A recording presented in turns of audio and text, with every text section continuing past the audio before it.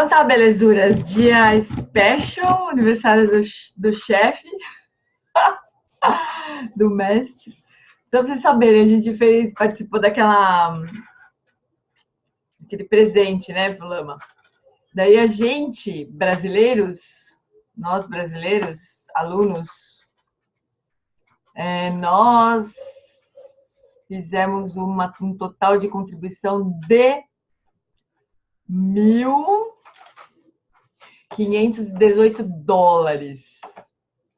E todos os alunos parece que reuniram e tinha uma história de alguém, um querido qualquer, não sei quem, bem, que dobraria, né, a contribuição até $20.000. E parece que ele se ferrou porque ele teve $20.000. Então, acho que os alunos todos arrecadaram 30 mil, daí o cara deu mais 20, então o presente foi de $50.000. Todos os alunos, todo mundo, né? Muito bom, porque é pro sonho do Lama, né? Então, é um grande presente mesmo. Agora, se vocês virem o Facebook, hoje eu postei no site dos alunos do Alan Wallace, mas na página dos alunos do Alan Wallace, mas depois eu posso mandar para vocês. Um vídeo dele que o Gus gravou quando acho que em 2012. E ele falava que a melhor forma de a gente retribuir a bondade dos mestres é praticando, né? Então, esse é o presente que ele realmente espera de nós. Que a gente pratique o que ele ensina. Vou mandar para vocês. Como retribuir a bondade dos mestres, para quem não viu.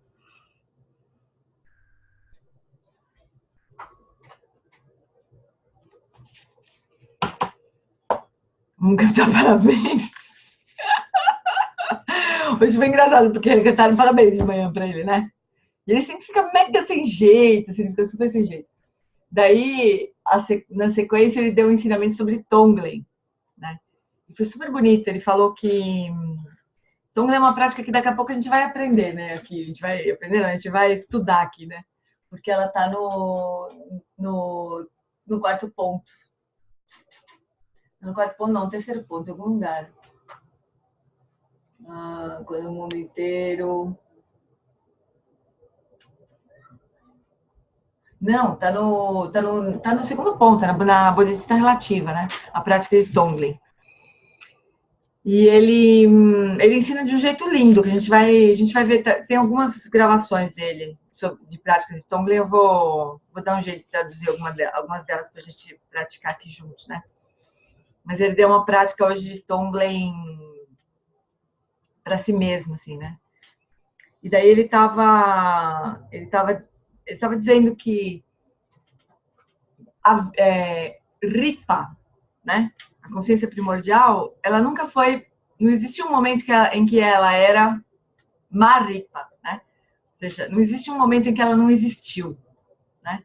A consciência primordial é não nascida. Ela não teve um momento em que ela passou a existir, né?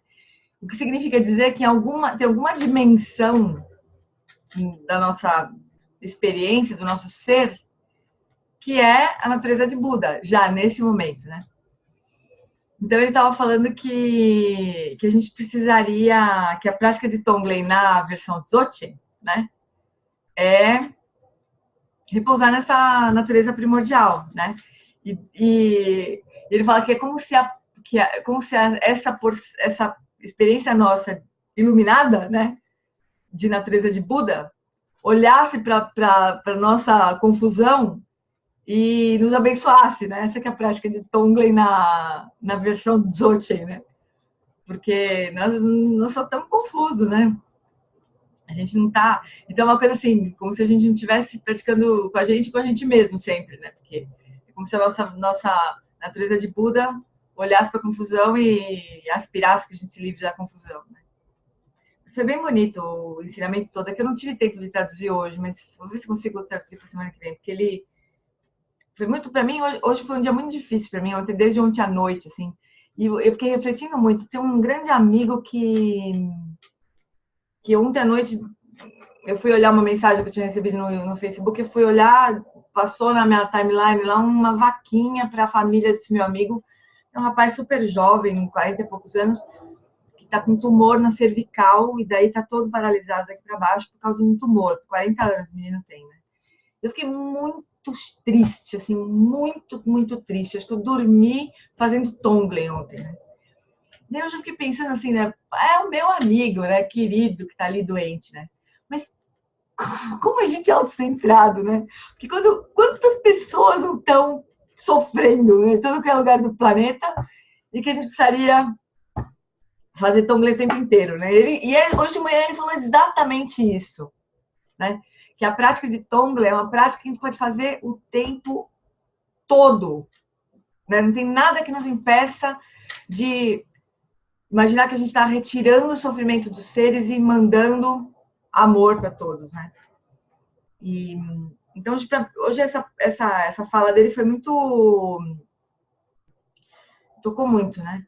A gente poderia fazer isso realmente o tempo inteiro, assim, e procurar essa dimensão das pessoas em que elas não estão, elas são dignas, né, de todo o nosso amor, assim, elas merecem todo o nosso amor. E em algum nível elas estão livres da confusão também, né? Em alguma dimensão. Então, dito isso, vamos fazer as coisas. Mas ele fala, não, tudo isso para falar do parabéns, né? Toda essa história começou com os parabéns. Com a Sol, que perguntou se a gente vai cantar parabéns. Daí ele falou que tem uma dimensão, né? Em que a gente. Ele começou falando assim: eu já fui muitas coisas na vida, né? Eu já tive muitas vidas. Eu já morei nos Estados Unidos, já morei na Suíça, já morei em Israel, já morei na Índia, voltei para os Estados Unidos, voltei para a Suíça, agora eu tô aqui na Toscana. Eu já fui muitas coisas na vida. Eu já fui idiota, eu já fui maravilhoso, eu já fui bonzinho, eu já fui medíocre, eu já fui egoísta, já foi tudo, né? Então ele fala: a gente não poderia, não pode fazer assim, desejar que a gente seja feliz só quando a gente se comporta bem, né? E daí quando a gente não comporta bem, a gente se bota para baixo. A gente não deveria fazer isso, né? Porque tem alguma dimensão em que tanto faz o que acontece com a gente. Daí ele estava falando assim, para um ser iluminado, tanto faz, sei lá, acontecer uma coisa horrível, como alguém cantar parabéns, né? Cuidado, parabéns. Aí eu falei assim, por sinal, pra mim faz diferença, né? Todo mundo morreu de rir, né? Então, uma alegria lá, né? Ele realmente passou um dia bem feliz mesmo, de aniversário, né? Mas é isso, tem uma dimensão nossa que tá além, né? Do que acontece de bom, do que acontece de ruim, né? E a gente precisaria, nosso trabalho é se conectar com isso, né? Com essa parte da nossa experiência, né? Então, a gente vai fazer as preces, daí a gente vai fazer uma prática de consciência da consciência para a gente continuar aprofundando, né? Porque é por meio dessa prática que a gente vai acessar, né, essa dimensão livre nossa, né? Que está sempre disponível, assim. Então essa prática é a que é a mais direta, né? A gente vai seguir fazendo ela. Então, Tonglen guiado, tem no próprio livro que a gente está estudando, mas mais para frente vai falar bastante de Tonglen. E em português eu não sei se eu tenho, Darcy, para mandar. E o do retiro não está disponível, né? Vou precisar traduzir mesmo.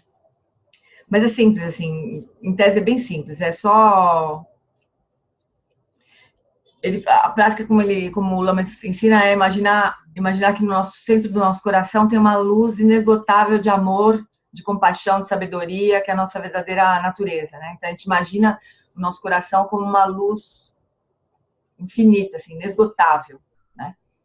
E daí a gente pode pensar numa pessoa, num grupo de pessoas, em nós mesmos, né? Olhar para a nossa própria confusão, enfim, contemplar o sofrimento dos seres e quando a gente inspirar, a gente imagina que a gente está removendo todo esse sofrimento que está vindo aqui para esse centro do nosso coração e eliminando completamente sem deixar nenhum rastro. E na expiração, a gente devolve bondade amorosa, né? Amor, desejo que os seres sejam felizes, né? Então, o Lama falou assim, no nível relativo, nós vamos desejar que os seres não tenham pesadelos. Porque só tem os sonhos bons.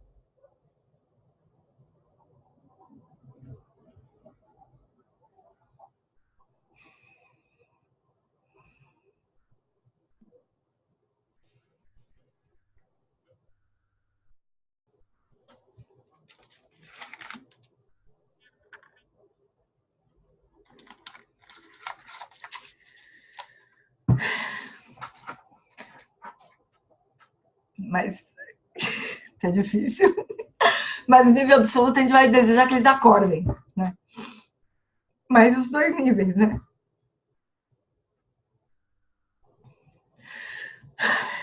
Então vamos fazer as preces.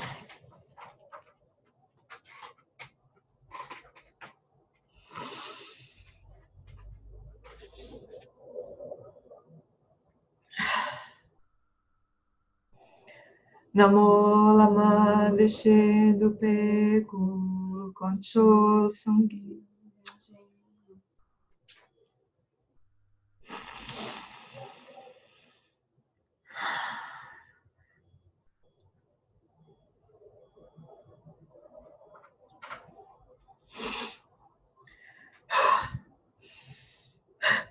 Gravamos.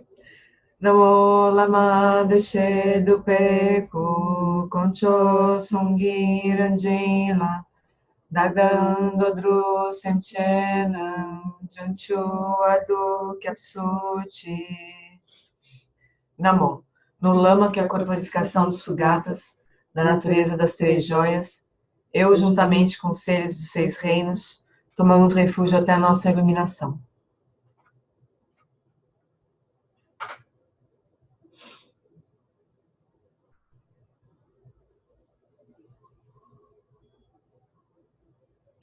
Semke droa kodonto lama sangue drubneni ganla gandu trinleki droa doar danchao. Para benefício de todos os seres, eu faço surgir o espírito do despertar e cultivo a realização do lama como Buda. Por meio de atividades iluminadas, treinarei cada ser de acordo com suas necessidades e faço o voto de liberar o mundo.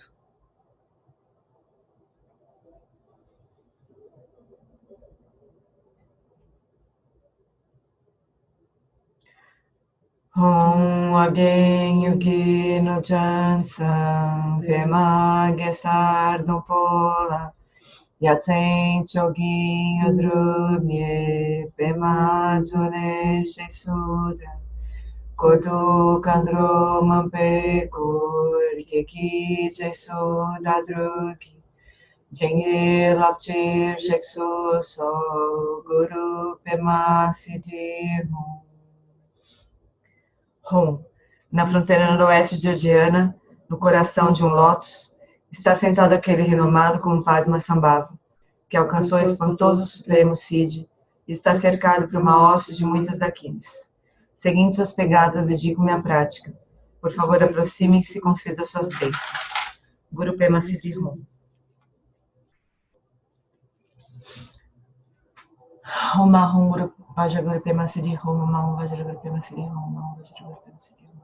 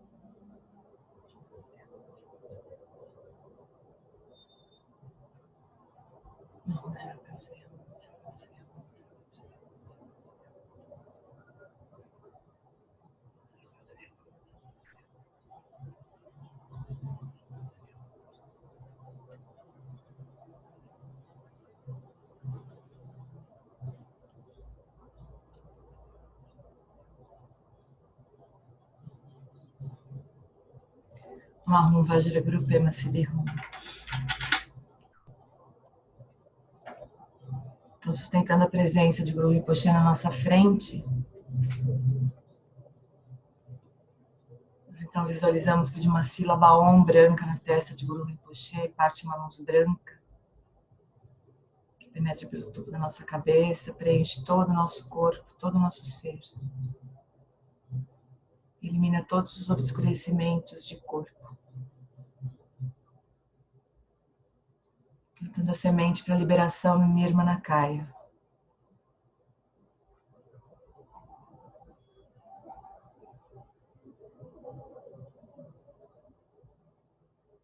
De uma sílaba A vermelha na garganta de Guru Rinpoche parte uma luz vermelha que penetra pela nossa garganta, eliminando todos os obscurecimentos de fala.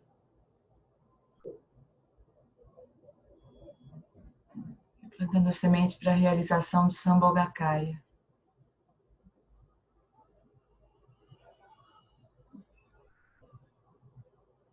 De uma sílaba Rum azul no coração de Guru Rinpoche parte uma luz azul que penetra pelo nosso coração, eliminando todos os obscurecimentos de mente.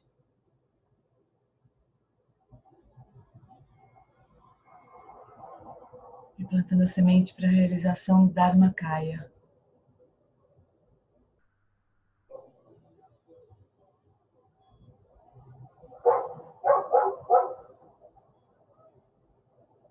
Uma outra versão, nós podemos imaginar, visualizar uma sílaba Ri vermelha no umbigo de Guru Rinpoche, abaixo do umbigo do Guru Rinpoche, de onde parte uma luz vermelha.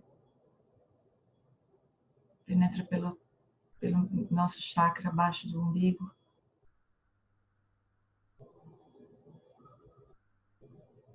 Purificando simultaneamente as ações negativas de corpo, fala e mente.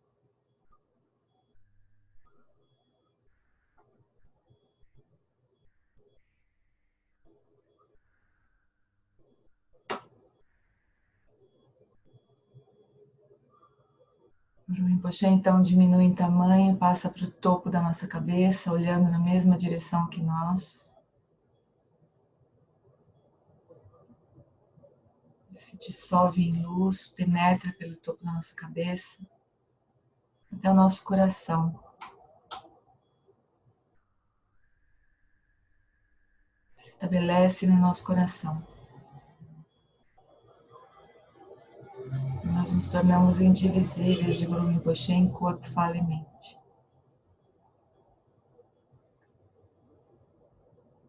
Com essa qualidade, então, nós passamos para a prática.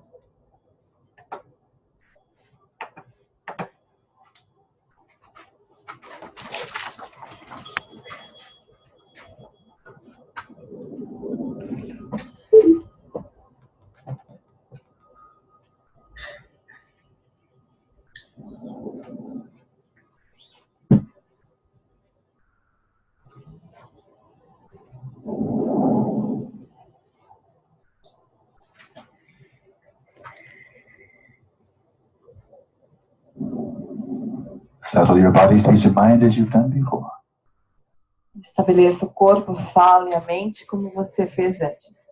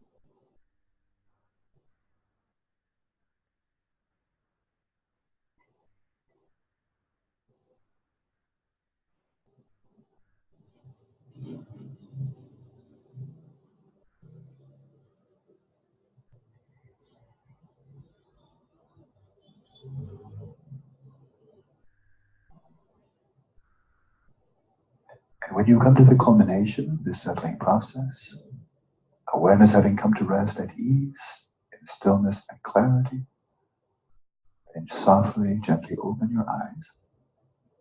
E quando você chegar à culminância desse processo de estabelecer corpo, fala e mente em estado natural, e a consciência estiver repousando à vontade, clara, quieta, então abre os olhos. With your eyes utterly relaxed, all the muscles around the eyes soft and relaxed. Deixe os olhos completamente relaxados, soltos, todos os músculos ao redor dos olhos relaxados. Blinking whenever you feel like it, totally natural. Pisque quando estiver à vontade, de forma completamente natural, No contraction around the eyes, sem nenhuma contração ao redor dos olhos, no tightening. sem nenhuma rigidez. And evenly rest your awareness in the space in front of you without focusing on any object, any appearance.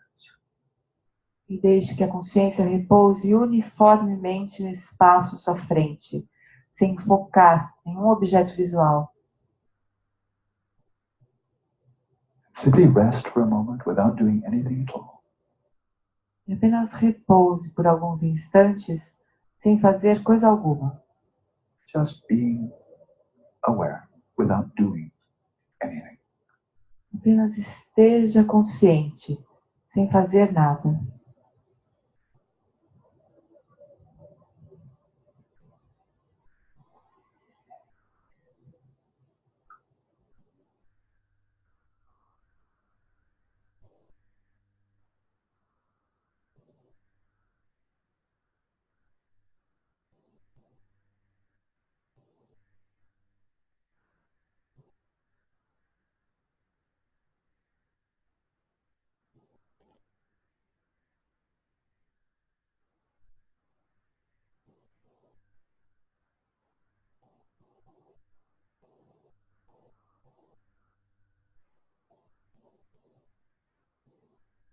Then focus your interest overwhelmingly on the very nature of the consciousness with which you are aware. E foque o seu interesse enormemente sobre a natureza da consciência com a qual você está consciente.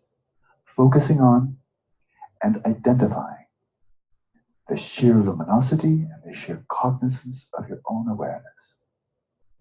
Foque e identifique a luminosidade e a cognoscência puras da sua própria consciência.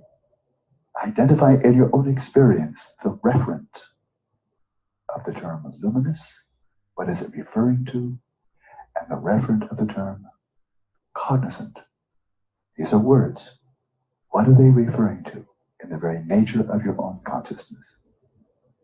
Identifique pela sua própria consciência qual é o referente da palavra luminosa, a que essa palavra se refere, e o referente da palavra cognoscente. Essas são palavras, e elas se referem à luminosidade e à cognoscência da sua própria consciência.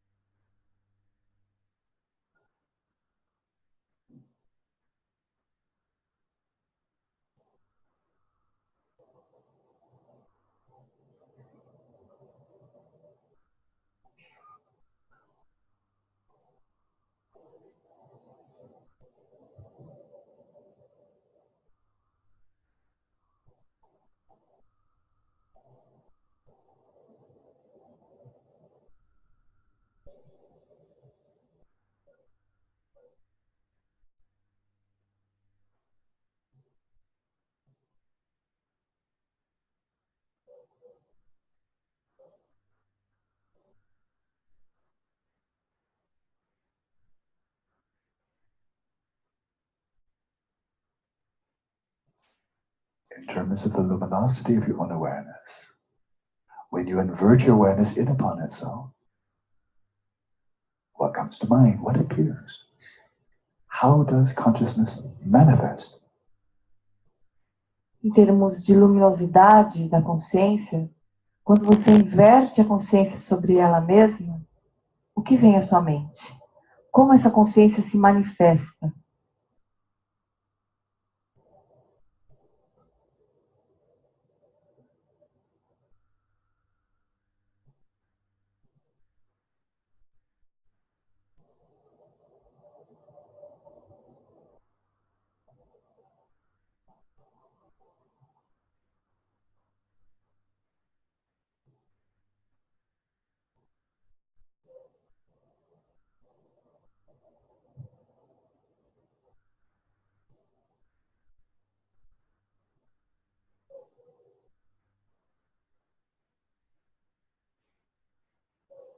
And in terms of the cognizance of your own consciousness, you may be more certain that you are conscious than you are of anything else.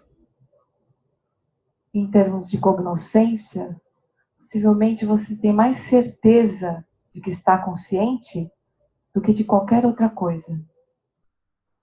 You know with certainty, indubitable certainty, that you are conscious. Você sabe com certeza, sem nenhuma dúvida. Focus Você- right in upon that knowing of being aware and dwell there. Você sabe com toda certeza, sem nenhuma dúvida, de que você está consciente. Então, foque essa consciência de estar consciente e repouse aí. Rest in self-illuminating, self-knowing consciousness. Repouse na consciência auto-iluminadora, que conhece a si mesmo.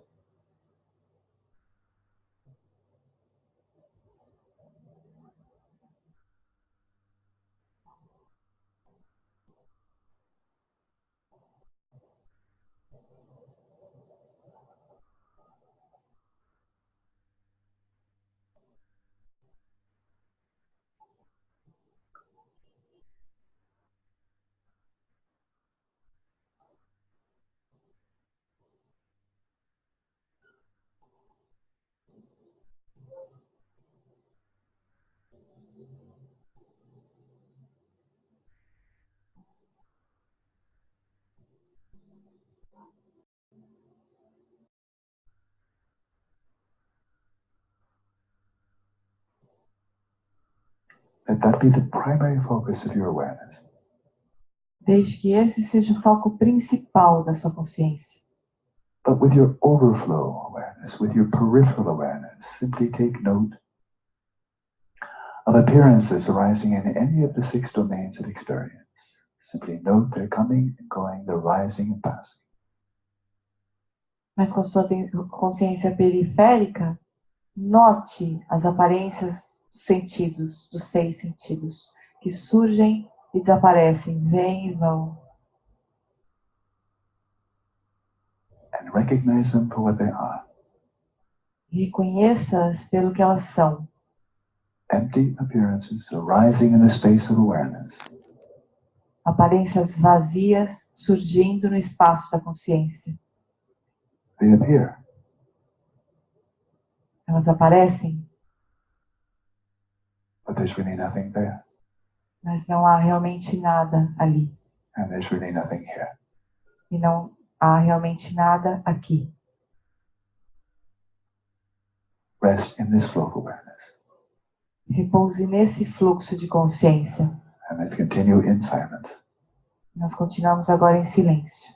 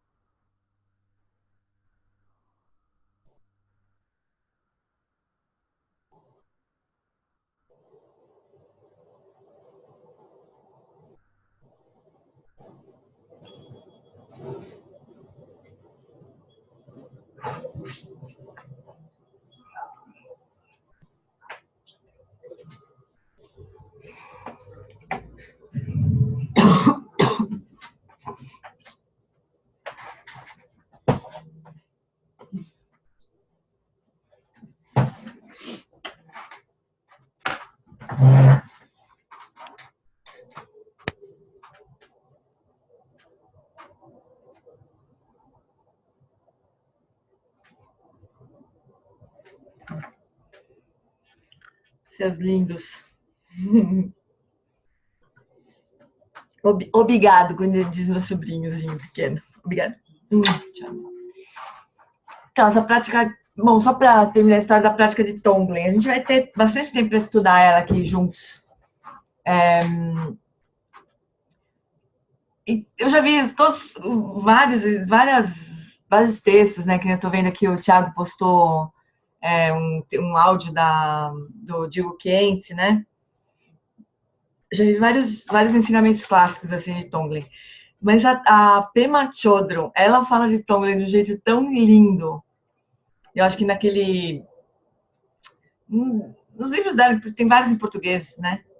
Começa Onde Você Está, um livro sobre medo também, que não me lembrei o nome em português, mas os lugares os lugares que amedrontam, né?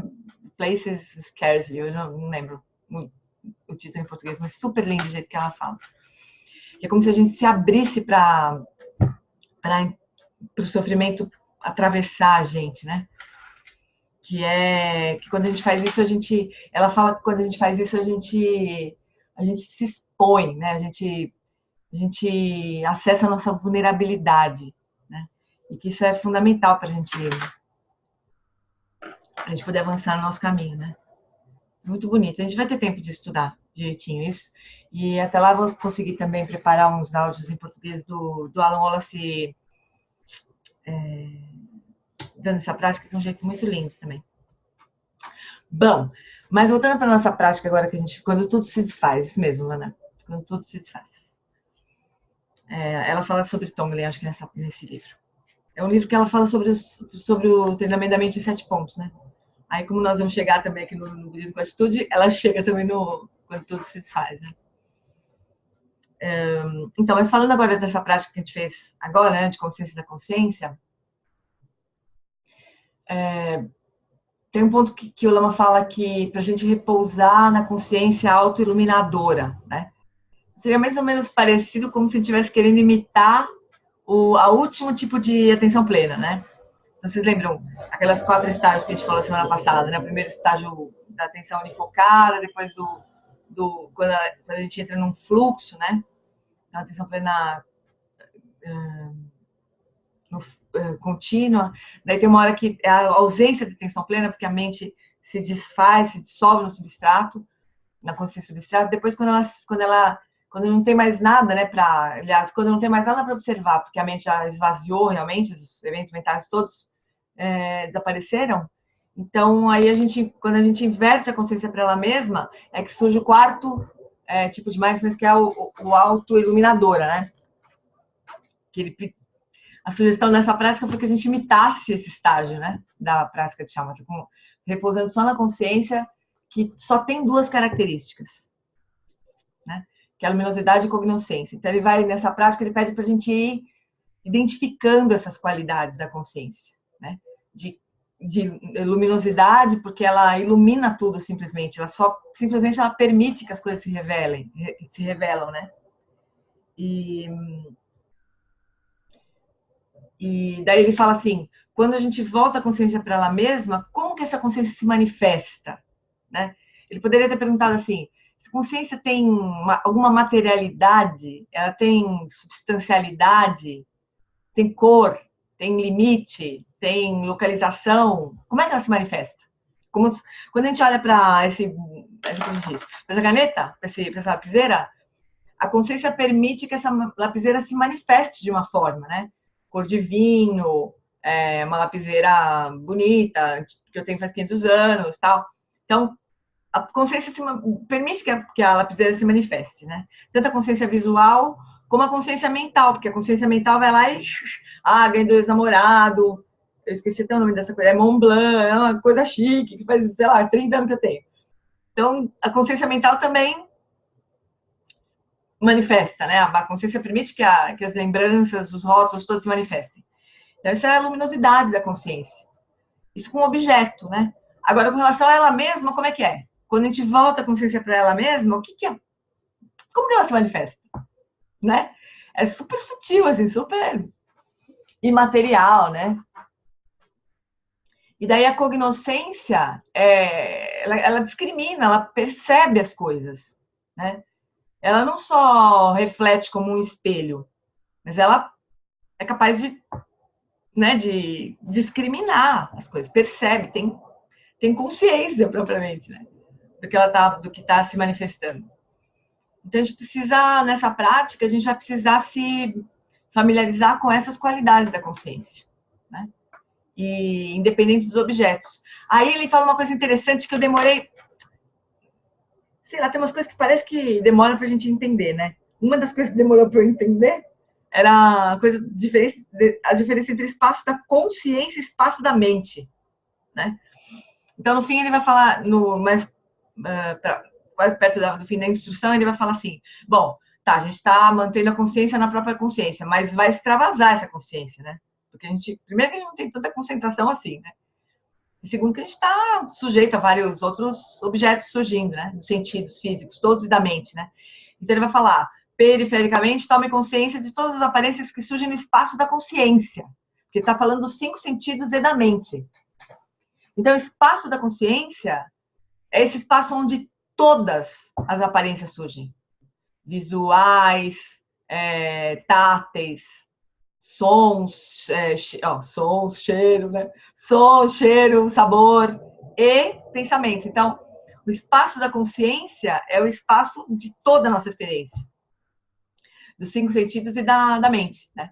Mas aí ele fala para observar todas essas aparências como vazias, né? Não estão existentes, elas aparecem, mas ainda assim elas não existem por si sós, né? Apesar de elas aparecerem. Então não tem nada lá e não tem nada aqui. Estamos do crioulo doido. E a gente se atracando com as coisas, né? Não tem nada lá, nada aqui, e a gente se atraca com as coisas. É incrível, realmente, né? O grau de confusão da gente, né? Mas é isso. O que vocês acham? Algum comentário? Alguém quer compartilhar alguma coisa? Só levantar a mãozinha que eu... Diga, Paty. Pera, deixa eu te achar aqui no... Calma aí. Fala, então, amor. Qual que é o espaço da mente? O espaço da mente é o espaço onde só surgem os eventos mentais mesmo, né? Então, porque assim, é claro que a mente conceitual, né? A nossa mente conceitual, ela vai, como eu falei, né, no caso da minha lapiseira, né? Eu não só tenho a consciência visual operando. A consciência visual está registrando a imagem, né? Cor e forma, só cor e forma. Mas tá também, né? Então tem a consciência visual permitindo que a lapiseira se manifeste, né? Iluminando a lapiseira aqui. Mas aí tem a consciência da mente, a mental, que vai lá e fala lapiseira, que eu ganhei dos namorados, não sei que marca e tal. Então tem as duas coisas operando. Mas o espaço da mente seria só o espaço onde surgem só eventos mentais. Então pensamentos, imagens mentais, memórias, tudo que a gente faz quando a gente estabelece a mente no estado natural, né? A gente observa só o espaço da mente e o que surge no espaço da mente. O espaço da consciência é o espaço onde surgem todas as nossas experiências. Tanto a visual da lapiseira, quanto a mental da lapiseira, as memórias que tem na lapiseira, os conceitos, todas as experiências que a gente tem, todas as aparências. Esse é o espaço da consciência. E eu me ralei o ano passado no retiro, porque eu não entendia direito isso. Eu tinha uma sensação de que tudo era mente, né? Assim, tudo que a gente vê, tudo que, né? Eu tinha a sensação que estava no espaço da mente. Mas tecnicamente não está no espaço da consciência, porque também as consciências dos sentidos estão operando, né? Não tem só a consciência mental ali. Certo? O que aconteceu aqui que mudou minha tela? Será que ela caiu? Você caiu, Pati? Caiu. Eu achei que ela tinha congelado. Ou ela não estava concordando com o que eu estava falando, estava congelada, eu estava congelada, caiu. Mas é sutil esse negócio, né? Mas é interessante a gente entender também, porque acho que ele vai se referir mais a esse tipo de explicação, sabe? Uma hora que começa a surgir, né? Uns termos, assim, nas explicações dos mestres, né? A coisa vai surgindo. Acho que ele vai começar a se referir mais a esse tipo a isso, né? O espaço da consciência. Porque é lá que surgem todas as aparências, né? A gente já entendeu que aqui nessa garrafa, intrinsecamente não tem nada, né? Tem a aparência da garrafa, que vem do que eu estou sentindo com a minha mão, do que eu estou vendo, do que eu estou ouvindo, se eu tomar, né? Do que eu estou sentindo e do que eu sei sobre a garrafa, né? Então, tudo isso é aparência. Todas essas aparências estão no espaço da consciência. Interessante, a gente compreender esse jeito de explicar. Beleza? Hoje, Algum comente. Oi, Jô, fala. eu sempre fico com uma dúvida assim, em relação a isso, porque é isso assim dos espaços, né? Assim, os espaços referentes aos 5 sentidos, ao espaço do sexto sentido, né? O espaço da mente, o espaço da consciência. Porque, assim, pensando em termos de conjunto, né? Aí a gente poderia pensar que teria o espaço da consciência visual, né? Do sentido visual, o espaço do olfato, o espaço da audição, o espaço de cada um desses 5 sentidos, o espaço das formações mentais, né? Que aí seria o espaço da mente. E aí, um espaço onde todos esses outros estariam contidos, que seria o espaço da consciência.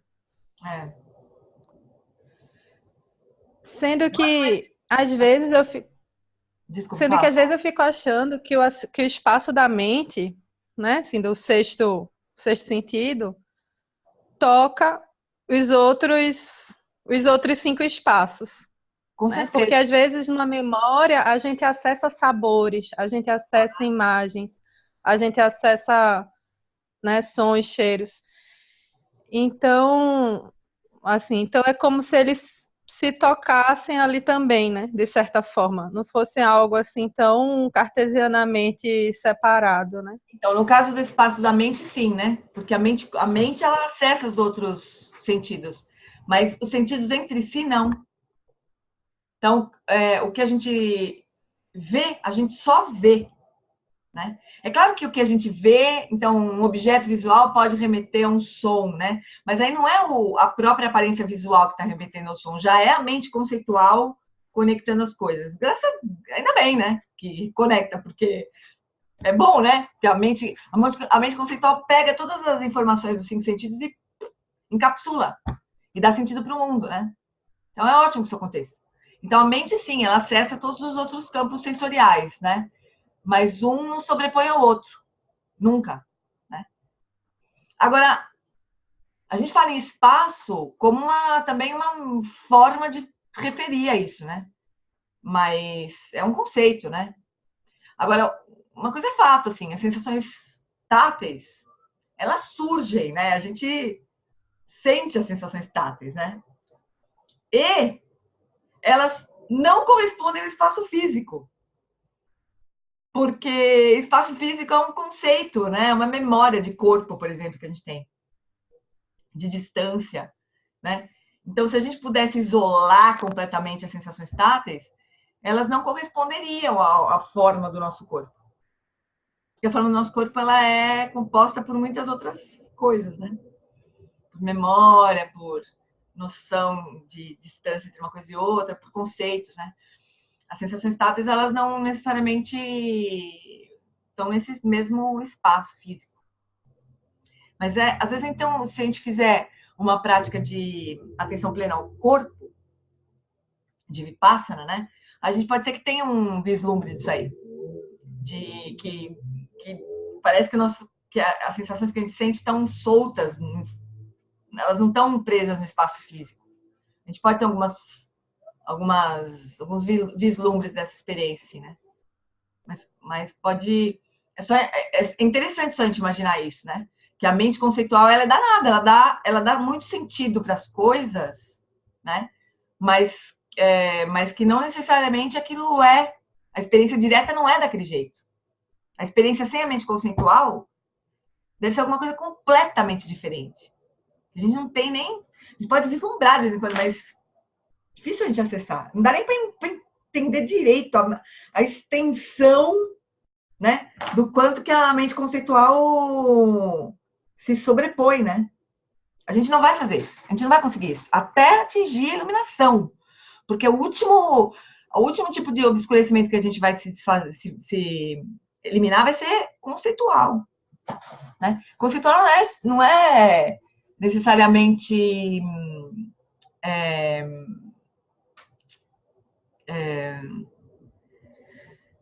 não é necessariamente de raciocínio, assim, fugiu a palavra.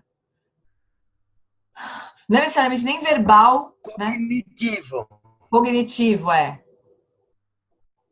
Não é necessariamente cognitivo, é conceitual até no sentido de, por exemplo, é a mente conceitual que delimita o campo visual que eu estou vendo agora, que vai chamar de lapiseira. E não precisa nem ter nome antes, é só a delimitação já é uma sobreposição conceitual. No campo visual, poderia ser tudo misturado, mas a mente conceitual vai lá, recorta as coisas, isola, junta com a sensação tátil. Faz diabo, né? Você não queria falar racional? Por exemplo, minha mão está aqui. Eu faço isso e tenho uma sensação tátil. Racionalmente, essa sensação está localizada aqui, nesse espaço. Mas, na verdade, ela não está. Uhum. Ela está localizada, segundo erro, no cérebro. Terceiro erro, na mente. Porque, na verdade, isso aqui é uma aparência. Exatamente. Mas eu acho que ela tem uma coisa física, cerebral, e nunca vou imaginar que é mental, que é uma aparência, que é uma ilusão. Então, são vários erros que se sobrepõem. Exatamente. E a gente não tem nem a exata medida, né, do quanto que isso acontece, né? A gente acha que é assim. Por isso que, assim, quando se diz que os Budas têm a percepção direta, será que é isso, né? A gente não tem a mais pálida ideia do que seria isso. Do que seria a percepção do mundo sem as sobreposições da mente conceitual. Imagina, a gente não tem nem ideia do que é isso. Né? Você se lembra o que a Tenzin Palmo falou? Que ela falou que aconteceram coisas na caverna que não dava para ela falar, que inacreditáveis. O que ela deve ter acessado ali? Não deve ser simples de comunicar também, né? Tanto que o Buda, quando se iluminou, ele achou que não ia conseguir, né? explicar o que estava acontecendo, o que tinha acontecido com ele, né? Que ele não ia conseguir comunicar aquilo. Não deve ser uma coisa simples mesmo. Mas ainda bem que ele não desistiu de nós, né? Levantou e foi ensinar, tentar ensinar, né? Gente, não é mole o negócio. Então é isso. Aí essa prática a gente vai tentando desconstruir um pouco isso, né? Porque na medida em que a gente vai se identificando mais com a consciência e menos com os objetos e com as aparências, né? Acho que tem mais chance, né, de perceber tudo isso acontecendo. Vamos seguir o estudo, então, chuchus? Ô, Paty, você caiu, mas você conseguiu ver até o fim? A Patrícia caiu de novo? Patrícia Fiuza saiu, tá ausente. Acho que ela foi pegar. Você caiu, amiga? Então daí tive que colocar no celular. Mas você ouviu até o fim ou não? Não, mas aí não, depois eu ouço, Depois eu ouço gravado. Tá bom. Mas só para te economizar tempo, espaço da mente é o espaço onde surgem as aparências puramente mentais, né? Então, memória, imagem visual mesmo, que não tem nada a ver com sentidos físicos, né? E espaço da consciência é onde surgem todas as experiências, táteis, visuais, né? São as consciências dos 5 sentidos que estão operando, né? Também. E também a consciência mental, que está indo lá e sobrepondo coisa. Então, o espaço da consciência é toda a experiência nossa. Né? Mais amplo, então. É completo, é total. É toda a experiência que a gente tem. É bem mais amplo do que o espaço da mente, puramente. O espaço da mente é um recorte mesmo da nossa experiência. É só o que está acontecendo na nossa mente, independente dos sentidos físicos, né? E espaço da consciência é o espaço de que a gente está tomando consciência, com todas as consciências. Brincadeira que ela caiu outra vez? Não, tô aqui. Tá você. Alguém caiu e você mudou de lugar aqui. Então é uma experiência completa, né? Total nossa. E daí a Jo estava falando que daí os espaços se sobrepõem, né? Mas os únicos espaços que realmente se sobrepõem é o espaço mental com os outros sentidos físicos, né? O dos 5 sentidos físicos não. Então o que a gente vê, a gente só vê. A gente só vê cor e forma. A gente não sente cor e forma. A gente não, né? Não são as mesmas aparências que surgem para cada sentido físico. Mas a mente, sim, ela se conecta com todos. É a única que faz isso. Mas então, aí a gente não percebe esses sentidos puros, né, gente? Não, então, não. Isso que a gente estava falando. Imagina, como é que deve ser isso, né? Percepção pura. De imagens. Sei lá, como é que é isso. Não dá nem para conceitualizar. Porque não. Mesmo que você não rotule, você vai ver cor, você vai, né? Mesmo sendo de forma, mas não sei como isso funciona. Eu lembro um ano que o Alan Wallace estava explicando a prática de... Uma prática de sadhana, eu não lembro bem se era Avalokitesvara ou se era Amitabha, eu não lembro bem. Mas ele falou que a gente não tem ideia, que assim, os mestres eles tentam representar as deidades, né? Como a gente vê, né? Tipo esse Guru Rinpoche, essa imagem da nossa iniciação, né? Eles tentam representar as cores e tudo mais. Mas não é bem isso que eles veem. É uma outra parada. Que mais ou menos parece com isso, né? Mas não é, por exemplo, não tem solidez. Então é tudo... Os corpos no Sambhogakaya são translúcidos. Eles são transparentes, eles não são sólidos. Então, quando a gente faz prática de sadhana, a gente não deveria imaginar um corpo sólido. A gente deveria imaginar um corpo de luz, né? Agora, a cor é também aproximado, assim, para nós. Alguma coisa que para nós pareceria uma cor, mas não é essa a percepção que eles têm também. Deve ser um treco, assim, alucinante, né? Mas vai ficar para mais tarde para a gente experimentar, né? Sei lá. Mas é interessante a gente pensar nisso, né? Porque a gente acha que a nossa experiência ela é completa e total e só pode ser assim. Coisa nenhuma. É muito tosca perto do que os Budas enxergam, né? A gente não tem ideia do que é percepção direta. Vamos então para o livro, amores? A gente está na página 120. No segundo parágrafo, assim, no primeiro parágrafo inteiro aqui, né? Então, a gente está no aforismo que até mesmo o remédio é livre exatamente onde está, né? Então, que a sabedoria a gente vai desenvolver prágina até que ela vai se encontrar com o Yesh, que é a sabedoria primordial, que sempre esteve lá. É como se fosse um filhotinho indo abraçar a mamãe, né? Só que essa imagem não funciona muito, porque o filhotinho e a mãe são exatamente a mesma coisa, né? No fim. Então está nesse parágrafo que todos os fenômenos existem em um estado de interdependência. Nada existe de forma independente. Isso inclui a consciência.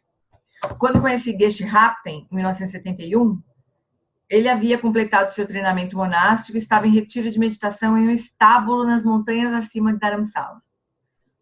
Um dos temas de sua meditação era a ausência de existência inerente de todos os fenômenos. Isso é mais ou menos o que o Darcy falou da Tenzin Palmo, que ele vai falar aqui. Ele meditava no único pilar que sustentava o telhado de seu estábulo.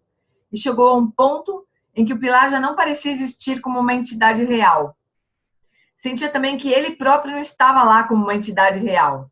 Então ele fez o seguinte comentário sobre sua meditação. Se ele descrevesse sua experiência, as pessoas pensariam que ele estava louco. E se não achassem que ele estava louco, elas não tinham entendido nada. Então é impossível compartilhar, né, essa experiência de visão direta da realidade, né, de percepção direta da realidade. Então, tudo é interdependente. Essa simpática afirmação é apenas a primeira camada de uma compreensão bem mais profunda. Por exemplo, a gente poderia pensar assim, né? A forma como a gente vê as coisas, ela depende dos sentidos físicos que nós temos. Então, o Lama San, tem um tempo atrás, ele falava, nós só vemos o que pode ser visto. Vocês lembram? O povo mais antigo, ele falava isso. Nós só vemos o que pode ser visto. Nós só ouvimos o que pode ser ouvido. Ele falava isso. A gente acho que não entendia nada que ele estava querendo dizer, né? Agora, eu acho que eu entendo alguma coisa que ele estava querendo dizer, né? Quer dizer, eu acho que é isso. A gente tem uma limitação de percepção da realidade, né? Dada justamente pelo tipo de sentido físico que a gente tem. Então, a gente tem sentido físico de ser humano, né? Um cachorro deve ver outra coisa. Um rato deve ver de outro jeito. Um fantasma faminto tem outros sentidos também. Enfim, então é interdependente, assim, no nível grosseiro, é interdependente nesse sentido, né? A experiência que a gente tem de realidade depende dos sentidos físicos que a gente tem, depende da mente que a gente tem também, né? O que os contemplativos budistas estão dizendo é que em todo o universo, até no nível subatômico, nada existe puramente de forma objetiva e nem puramente de forma subjetiva. Podemos dizer, são meras aparências, entendi. Podemos nos concentrar e observar que nada existe na mente de forma puramente subjetiva ou objetiva, mas que existe uma profunda interdependência. Porém, quando realmente experienciamos isso, nossa percepção do mundo como um todo se altera profundamente. Então, eu lembro que o Lama Alan Wallace falando assim, a gente compreende intelectualmente a vacuidade, mas a experiência direta da vacuidade, ela é transformadora, realmente. É tipo, sei lá o quê. É como se a gente como se a gente fosse cego e de repente a gente opera o olho e começa a enxergar. Deve ser uma experiência meio assim, né, que transforma toda a nossa experiência de mundo, né? Limitação por karma também, com certeza. Então, a gente tem muitas limitações, infinitas, né? Daí, quando tudo isso é eliminado, a apreensão da realidade é uma outra... Uma coisa que a gente não é capaz de conceber, né? Essa linha do treinamento da mente, que a Tisha trouxe para o Tibete, poderia ter sido até mesmo... Essa linha no sentido, esse aforismo, né? Às vezes ele chama de linha. Essa linha do treinamento da mente que a Tisha trouxe para o Tibete poderia ter sido, até mesmo o remédio em si é destituído de natureza inerente, né? Até mesmo a própria consciência não tem uma natureza inerente. Essa seria uma declaração direta e específica, que significa que o remédio não tem nenhuma identidade. Ai, desculpa, minha garganta tá um traste. Significa que o remédio não tem nenhuma identidade ou natureza autônoma e separada. Mas essa não é a linha usada por Atisha. O aforismo aqui é: até mesmo o remédio é livre exatamente onde está. A gente se autolibera, né? Estamos buscando nos livrar do sofrimento. E como último recurso, chegamos ao Dharma. Nada mais funcionou, né?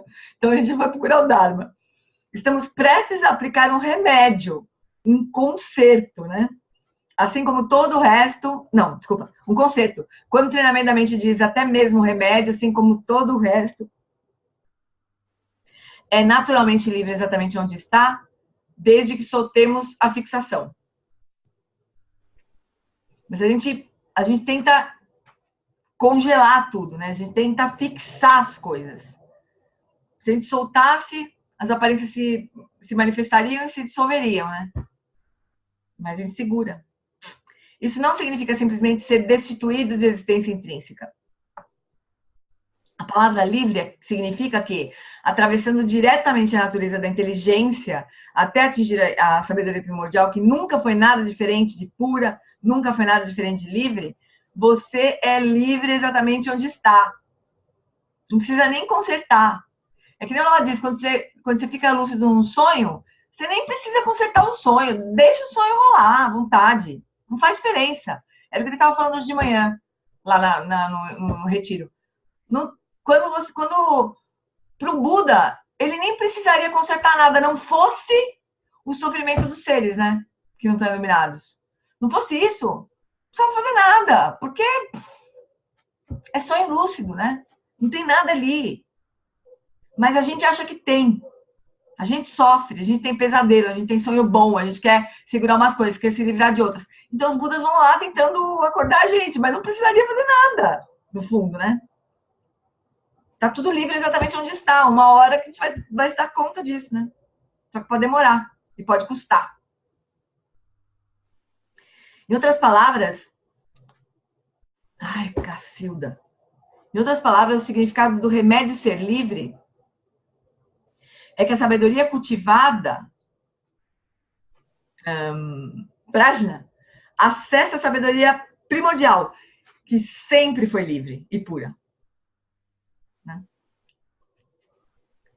Quando observamos a mente, percebemos como reificamos os eventos mentais. Então, agora olhando só para os eventos mentais, né? Ao reificarmos a raiva e outras impurezas mentais, nós as empoderamos. Quando a gente acha que a raiva é de verdade, ela se empodera. Né? Reificar é como... Ai, que... Eu acho isso demais. Reificar é como abençoar as aflições. Dominem-me e convidá-las. Batam em mim. Acabem comigo. Né? Isso é a delusão operando. Imagine-se sentado em uma relva, descansando em sua própria natureza, e um caminhão vem, despeja um monte de lixo do seu lado. Será que a sua resposta seria, isso é meu? Será que essa resposta seria, nossa, isso é meu? Pouco provável, né? Da mesma forma, não precisamos nos identificar com nada que seja despejado no espaço da nossa consciência. A gente precisava cortar esse parágrafo e colar na nossa parede. Toda vez que a gente refica a raiva, refica qualquer coisa que surge na nossa mente, é exatamente essa situação que a gente está. A gente está repousando na nossa consciência, alguém joga lixo lá, a gente pega e agarra o lixo. Só que no caso é a gente mesmo que joga, eventualmente, né? Mas poderia não ser, poderia ser alguém. Mas mesmo assim, a gente vai lá e se abraça, se agarra, mergulha no lixo e chama de meu. Mas tudo pode piorar. Há outro nível de delusão. Depois de ter reificado, essa aflição é minha, nós construímos uma identidade pessoal baseada na reificação de algo que nunca existiu. Então, além de a gente pegar a aflição para nós, a gente ainda fala assim, eu sou uma pessoa brava. Ou eu sou uma pessoa legal. Ou eu sou uma pessoa egoísta. Ou eu sou paranoico, eu sou idiota, eu sou maravilhoso. Hoje no retiro ele falou, eu já fui tudo isso. Esse é um outro grau de delusão. É uma tragédia viver a vida de uma identidade assumida que nunca nem existiu. Putz, é uma tragédia mesmo, né? Hoje ele falou isso, já foi tudo isso, né? Por exemplo, ele falou mais ou menos a mesma coisa. Eu sou um idiota, eu sou maravilhoso, eu sou isso, aqui, isso aqui. Então, ele já fez de tudo, já foi tudo isso, né? Mas tudo isso é manifestação vazia, né? De uma natureza que sempre foi livre e sempre vai ser. O treinamento da mente nos diz que a natureza inata da mente é pura. O próprio remédio é livre. O próprio remédio, que seria a sabedoria, né, para acabar com a ignorância, ele está sempre foi livre, sempre esteve ali. Como assumimos uma falsa identidade? Suponha que uma pessoa hipnotizada seja informada de que é um canguru. Né? Ele conta essa história, que uma vez ele viu isso. Uma pessoa subiu, tinha um hipnotizador lá, como é que chama isso? Uma pessoa que fazia hipnose, né? Ela chamou uma pessoa pro palco, hipnotizou a pessoa, falou que a pessoa era um canguru, a pessoa saiu pulando, assim, igualzinho o canguru. Suponha uma pessoa hipnotizada seja informada de que é um canguru, né? Em seu transe, ela brinca como um canguru feliz, até que alguém pergunte: onde está sua bolsa marsupial? Onde estão seus pés enormes? Se ela não estivesse tão ocupada em ser um canguru, poderia ter notado que não se parece muito com um canguru. Alguns questionamentos básicos sobre a sua identidade podem arrancá-lo da delusão do canguru. Se ele parasse para ouvir, escuta, você é um canguru? Ah, então cadê tua bolsa? Aí se ele parasse para escutar e fosse procurar a bolsa, ele ia ver que não é um canguru, né? Mas ele está super ocupado brincando de ser canguru. Da mesma forma que o homem que acredita ser um canguru, nós nos identificamos com sugestões bastante arraigadas sobre nossa identidade. Quando nos identificamos com as aflições mentais, nós sofremos. Ah, e agora ele vai contar do príncipe. Ah, é tão bonito isso. Vamos lá, de novo, ver esse negócio lindo. Há uma parábola na tradição tibetana, semelhante à parábola do Novo Testamento do filho pródigo, mas com uma diferença interessante. Karma Chagme conta essa história no livro Naked Awareness, Practical Instructions on the Union of Mahamudra and Dzogchen. E vou parafraseá-la aqui. No centro da terra de Orgen, morava um rei rico e poderoso, sua rainha, seu filho, o príncipe, e seu sábio ministro. O reino era poderoso, o palácio era enorme, e o reinado do soberano era extraordinário. Mas o príncipe era um tonto, era tolo e imaturo. Em certa ocasião, o príncipe foi a um festival perto do palácio e ficou fascinado por um ilusionista. Os ilusionistas, lá na terra de Orgen, faziam trabalho, criavam ilusão, usando 3 ingredientes. Concentração profunda, né, samadhi, algum tipo de substância física e mantras. Não era um ilusionista qualquer, né? Não era um mágico desses, como chama esses que tem aí agora? Eram os ilusionistas power, né? Eles usavam samadhi, eram praticantes, né? Uma substância física qualquer e mantras. Esses 3 elementos eram magistralmente reunidos para criar ilusões muito persuasivas e que pareciam muito reais. O príncipe, fascinado pelas aparições do ilusionista, se perdeu ali, sofreu uma amnésia quase total e esqueceu sua identidade. Quando olhou ao seu redor, não reconheceu seus ministros e começou a vaguear. O príncipe perambulou por anos como um mendigo que sofria amnésia de não ter onde se abrigar. O herdeiro do trono estava perdido. O rei envelheceu e o reino caiu em declínio. Depois de anos vagueando como mendigo, o príncipe chegou à porta de seu sábio ex-ministro para implorar por comida. O príncipe estava sujo e suas roupas estavam esfarrapadas. Mas o ministro o reconheceu e tentou persuadi-lo a respeito de sua verdadeira identidade. Você é o príncipe, volta para casa. O rei está esperando você. O príncipe, acreditando ser um mendigo sem qualquer valor, não acreditou no ministro e recusou-se a entrar no palácio de seu pai. O ministro então explicou o que havia acontecido, como ele havia se perdido ao se entreter com um ilusionista. Ao fazê-lo, o ministro desafiou o príncipe a examinar sua identidade. Quem eram seus pais? Né? Começando com mendigo. Quem que eram seus pais, mendigo? Onde você nasceu, mendigo? Qual é a sua verdadeira identidade? Mendigo. O príncipe ficou estupefato. Ele não era capaz de responder a nenhuma das perguntas do ministro. Quando ele examinou a sua identidade, não conseguiu encontrar respostas, porque havia reificado sua identidade de mendigo.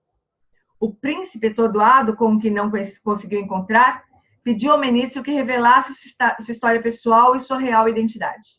O príncipe, então, compreendeu instantaneamente e foi entronizado. Em certo momento, embora não houvesse descartado sua identidade de mendigo, ele parou de viver como um mendigo. A miséria de ser um andarilho desapareceu por si mesma.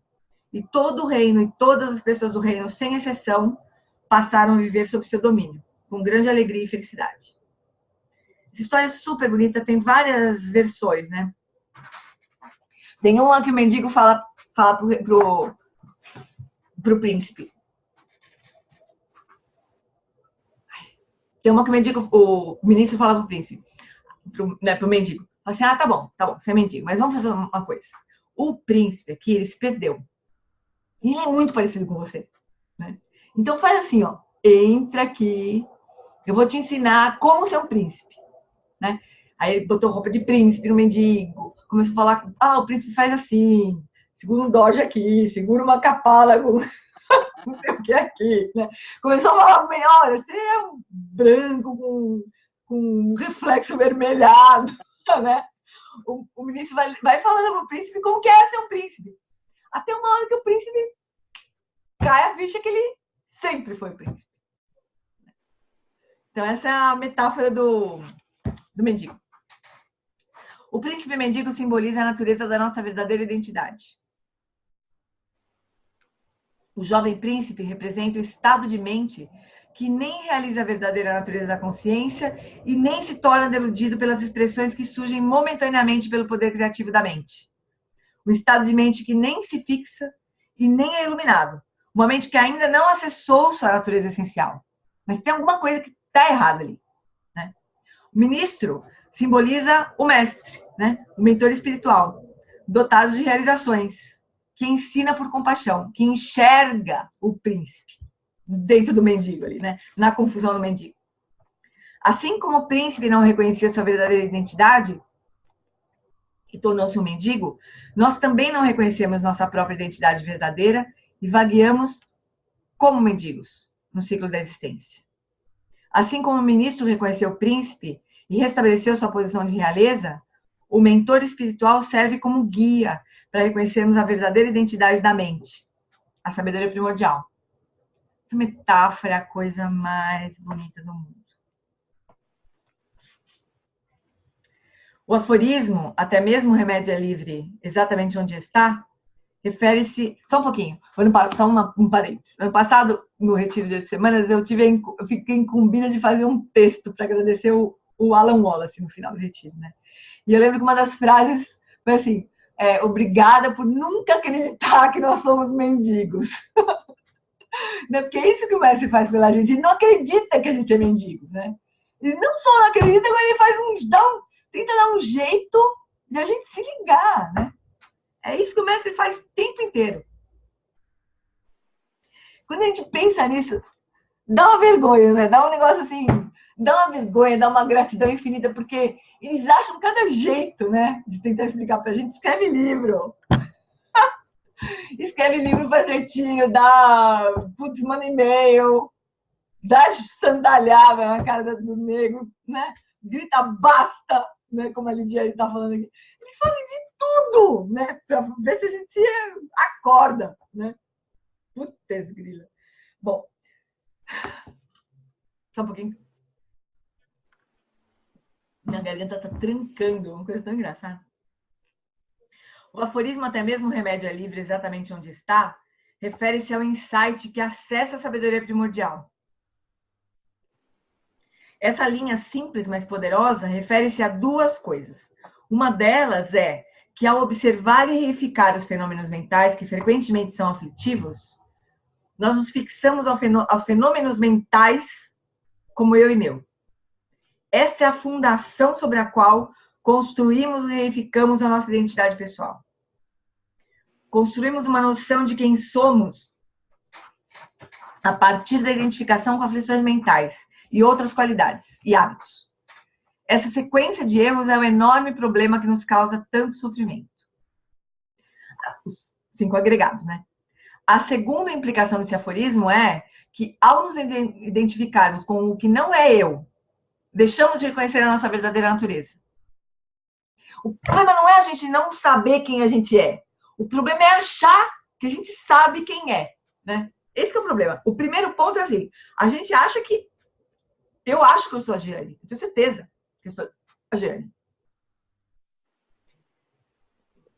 E se eu não tivesse tanta certeza, né, que eu sou a Giane, eu teria uma chance maior, que daí eu poderia falar, putz, eu não sei quem eu sou, né? Será, se o príncipe não tivesse virado um mendigo ali, talvez ele tivesse tido mais chance. Mas teve um momento que ele se identificou com o mendigo, tinha certeza que era mendigo. E aí complicou mais ainda a vida dele, né? Então, o André tá falando que o Ajahn Chah tem um ditado. When looking to thoughts, remember, not my business. Quando a gente olhar para os pensamentos, a gente se lembrar. Isso não é problema meu. Muito bom. When looking at thoughts, remember, not my business. Não tem nada a ver com isso. Mas a gente não faz isso. Pensamentos em todos os sentidos, né? A gente pode pensar. Pensamentos esses que atravessam a nossa mente só. E conceitos, né? Todas essas histórias que a gente conta. Eu fiquei nessa luta essa noite, assim, com essa história do meu amigo, né? Está triste, sofrendo. Ao mesmo tempo, é um sonho, né? Mas é dureza. Quando o bicho pega mesmo, é dureza, né, de fazer isso. Quando não é uma coisa tão doída, tão aflita, né? A gente até... Mas quando a coisa é mais doída, que parece que é mais verdade, aí é a hora da verdade para o praticante, exatamente. Aí é que o negócio pega. E eu fiquei assim, passeando entre esses dois momentos, assim, ouvindo o mantra do Buda da compaixão, do Buda da medicina, né? Que é a coisa mais bonita, assim, se liberta da doença do corpo, né? Se liberta do corpo. Se liberta da doença que é achar que você é um corpo. Né? E com cuidado para não escorregar para o niilismo. Exatamente, é um fio da navalha, assim. Mas eu acho que essa coisa que o Lama falou hoje, assim, de a gente, quando a gente faz uma prática de compaixão com a gente mesmo ou com outro, a gente aspirar que o outro não tenha pesadelo, mas aspirar que o outro não tenha pesadelo, que ele só tenha sonhos bons e que ele acorde. As duas coisas. Porque as duas coisas são reais, né?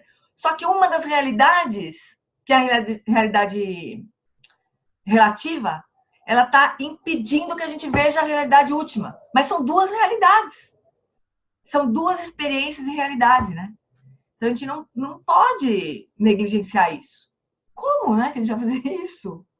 Não tem como. Mas também a gente não pode se perder completamente na realidade relativa, né? Eu tava nessa luta, eu lembrar que o meu amigo é livre, é um Buda, que tá lá achando que é um corpo, né? Mas não é. Mas não é. É. Não é, mas é. Né? Então esse vai ser o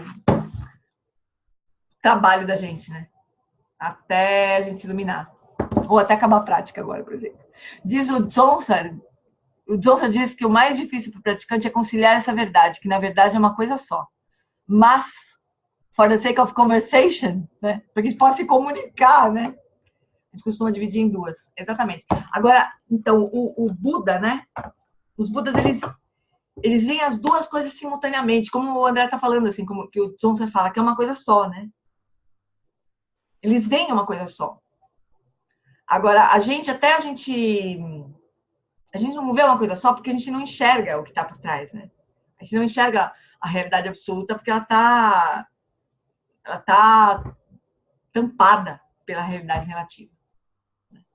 Então, até a gente conseguir acessar a realidade absoluta, a gente vai ter que ficar se lembrando, né?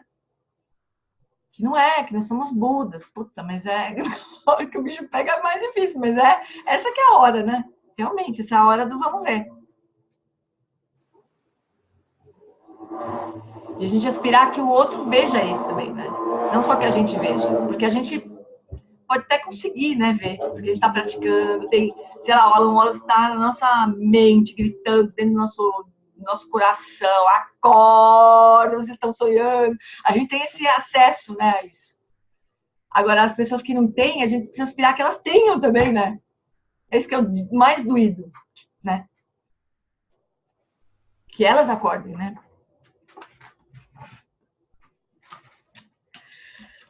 Hoje eu tô chorona.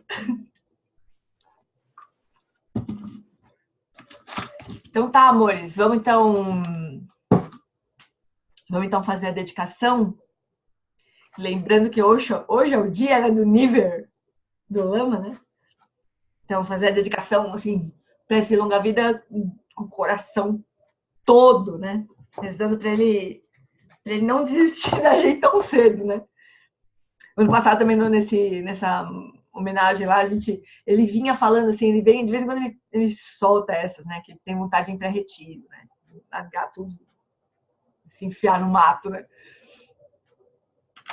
A gente falou, oh, não desista da gente, não.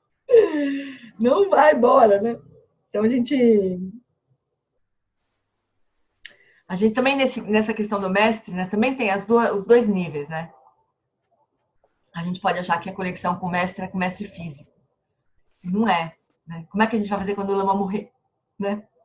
Como é que vai ser? A gente vai ficar desesperado querendo procurar um outro mestre em algum lugar? O que a gente vai fazer, né? Então a gente tem que ir também desenvolvendo essa confiança do mestre interno, né? A gente resgata ele do bardo, pá! Que a gente tem essa habilidade, né? De resgatar ele do bardo. O André escreveu aqui. A gente laça ele do bardo. Que a gente tem que a gente desenvolve essa habilidade, né?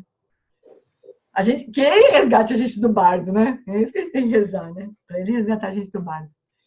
Mas a gente ir desenvolvendo essa confiança, né, de conexão com o mestre, independente do mestre físico, né? Então, todos nós aqui, nosso grupo aqui, né? A gente está conectado com ele. Tá sempre, né? Não precisa nem... A Joana está falando aqui, que nem a Jetsuma falou sobre quando reencontrou o renascimento do mestre dela. Elas sempre se encontraram, né? Sempre vão se encontrar. Eu lembro que o ano passado, ano retrasado, sei lá, eu tava super... eu não sabia se eu ia ser aprovada para ir pro retiro de 8 semanas, né? Do ano passado, isso. E daí eu tava em Santa Bárbara em janeiro, daí o retiro ia ser em abril, né? Abril e maio.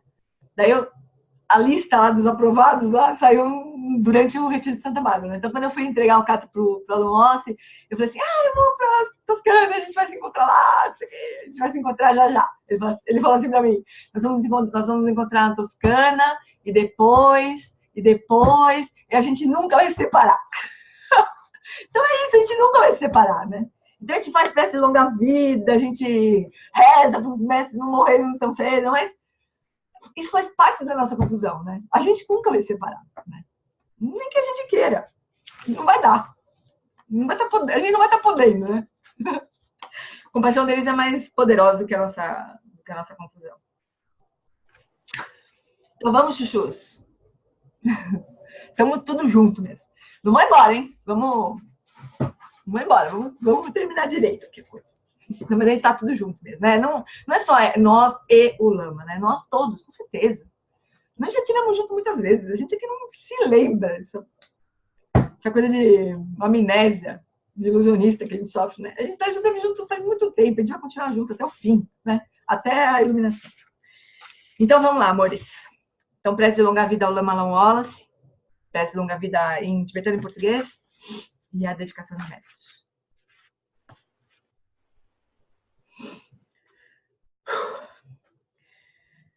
Tempa tuan dorje chanchen, da angel cansan zimpe macarai. Tenzin que bucha petempa, da andre trinidad shindo sewa. Takodrola jampe charche. Aquel sandramena tendutsikyam. Alan vola si shedrakpa. Ike bushem pushapetengyurchi. Zanlinchi dange panupchok. Sugirteni yutabur seltsepa. Lopon ke kikutse zetrin. Gedro cantar penlam sutri parte. Aqueles que sustentam os ensinamentos do professor Sakyamuni, do grandioso Vajradhara e de Padmasambhava, que guarda todos os segredos dos vitoriosos, possam suas vidas ser longas e possam eles iluminar os feitos do Buda como o sol e a lua. Aquele que derrama uma grande chuva de amor sobre seres em terras distantes e sustenta-os com o néctar dos ensinamentos do Buda. Por incontáveis éons afortunados, o grande ser conhecido como Alan Wallace, possa sua vida ser longa. Em Jambudvipa em geral, especialmente no Ocidente, você ilumina os ensinamentos vitoriosos como o sol e a lua. Ó Mestre, possam sua longevidade e seus feitos ser muito extensos, e possa você guiar todos os seres em seu caminho para a liberação.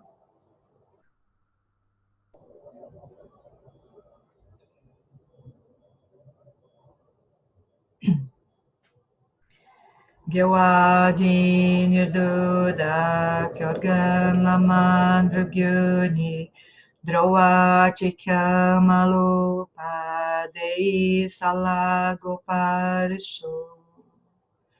Por esta virtude, possa eu rapidamente realizar o Lama de Udiana e possa eu conduzir todos os seres, sem exceção, a esse estado de realização.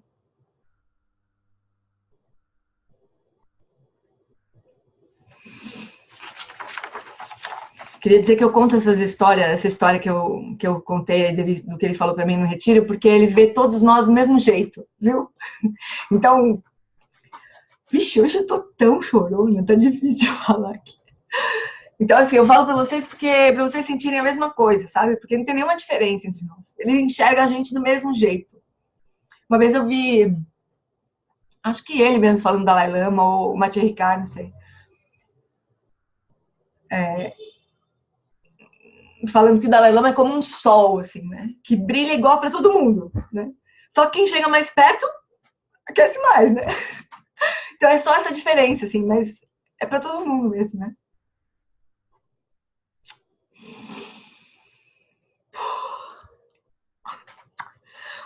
Hoje eu tô insuportável. Desculpem. É nóis, é nóis.